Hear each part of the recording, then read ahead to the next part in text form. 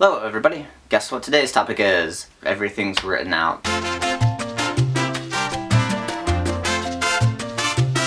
How are we going to define sexual purity? What I'm going to pose, just throw out there, take it or don't take it, that's up to you, is that sexual purity is the freedom or the ability to be present and to give and receive.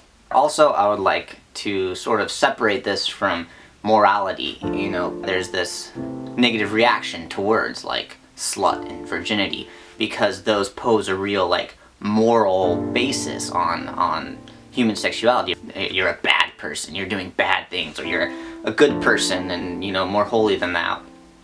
So I want to sort of remove that and throw that all away. This is not at all a discussion about what's good and what's bad, who's good, who's bad, who's doing what. This is just simply you being at peace with yourself and feeling free. I'm not saying, you know, throw morality to the wind and do whatever the fuck you want, you know.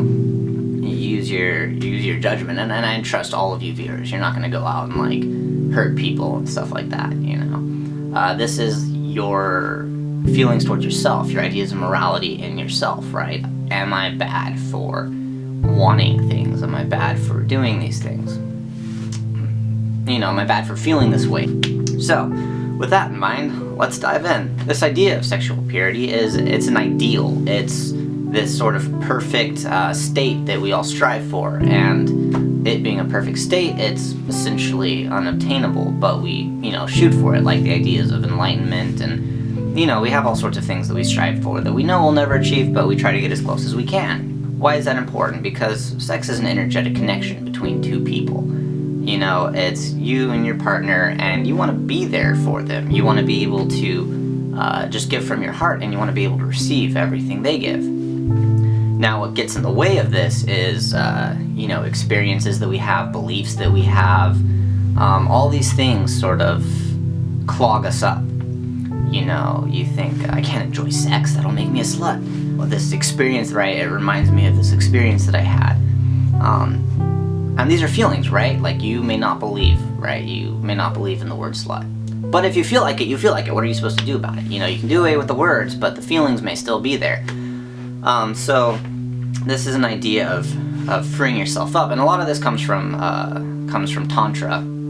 I actually went to a weekend seminar some time ago, and they talked a lot about emotional healing, about clearing up the pathways. And so I would advise you, actually, if you're interested in this, look at the source, actually look at the practices of Tantra, because it's really steeped in respect towards the human body, respect towards each other, and building a really pure energetic connection, right? Pure being without any bullshit in there.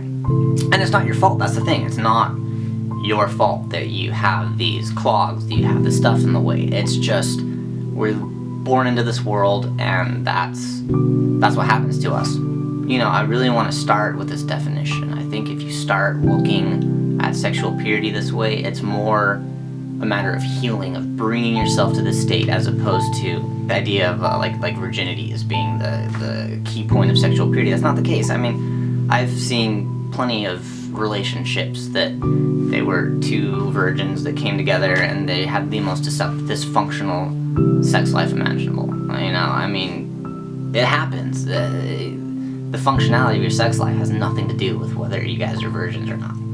Now, I'm not against abstinence by any means. I'm actually all for it. I really like the idea of abstinence, but it's for some people and it's not for others, and that's for you to decide if it's for you or not, you know? The problem is when people strive for it, but it's not for them, you know, then that's where people start to feel really bad and, you know, judgment and blah, blah, blah.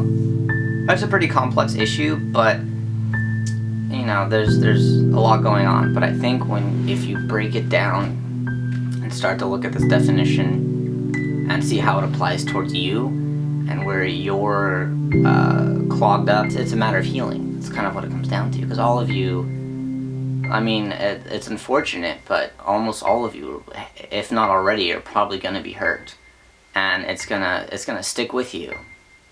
So know that healing is possible. It may not seem like it may seem really dark, but healing is possible. That's it. This is really just more of an overview. I highly suggest looking into, you know, tantric philosophy. Yeah. So you guys have a great day. See you later.